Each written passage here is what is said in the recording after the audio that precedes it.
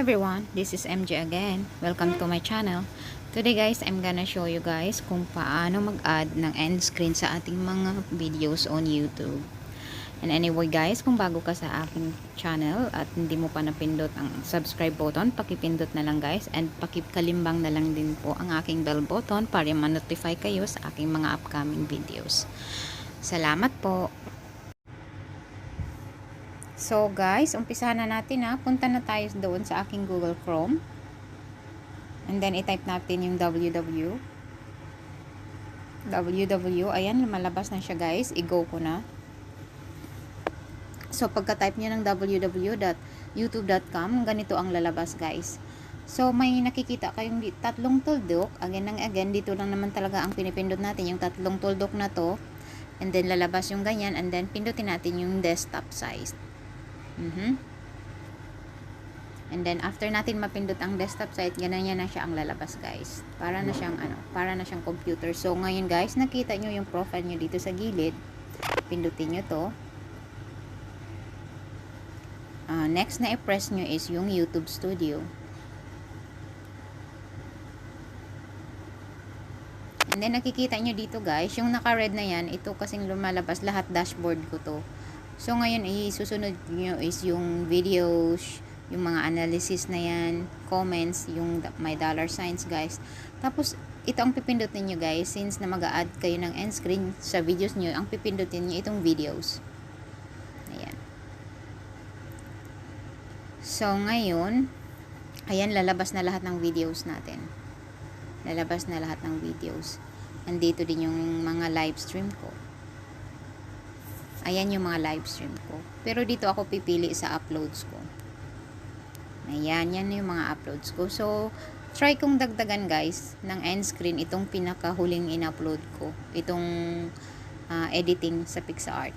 So, yan, makikita nyo may lapis. Pindutin nyo.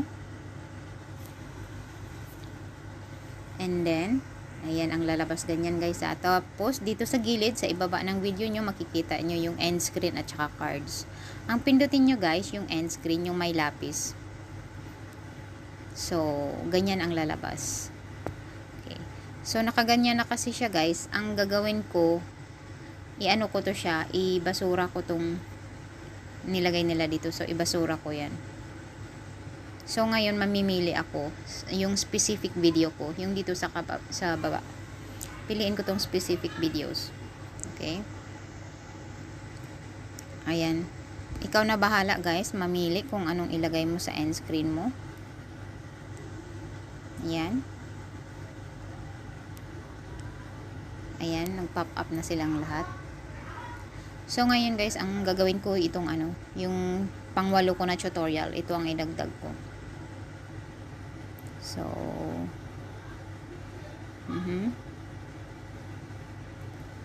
So, ngayon guys, i-adjust natin siya. I-adjust natin itong i-adjust natin to siya. I-adjust.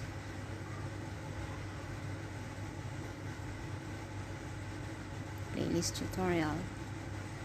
Ayan, i-adjust natin siya. Kung anong oras mag-pop up yung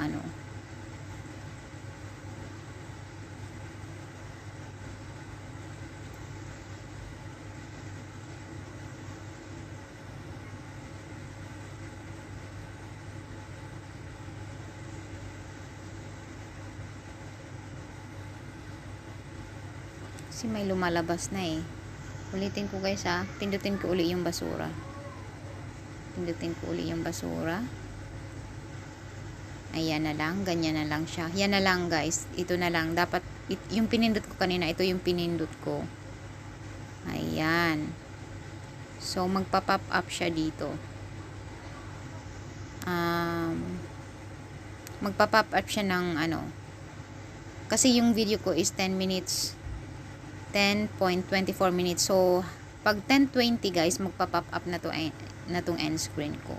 So, ayan guys, yung end screen ko na dinagdag ko kanina. Yung itong MJ Daim, yung pangwalo ko na tutorial. So, ang gawin natin guys ay i-save natin. So, ayan. Naka-save na po siya. Naka-save na po yan. So, ko na, new tab ko na. So, ngayon naman guys, punta na tayo doon sa aking YouTube. I-check natin kung ando na, magpa-pop up na siya. Punta tayo dito. Your channel. And then, ito yung video na dinagdagan natin ng end screen.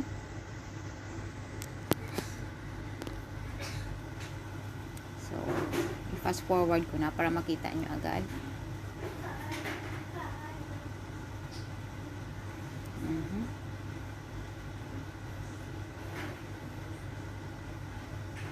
Wait lang tayo guys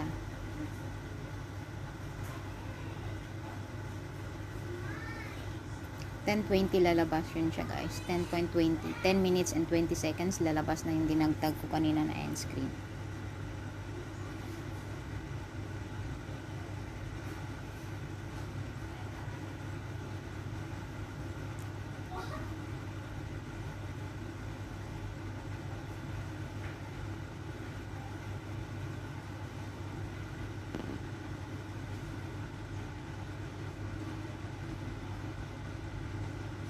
Sensya na kayo guys, ang bagal.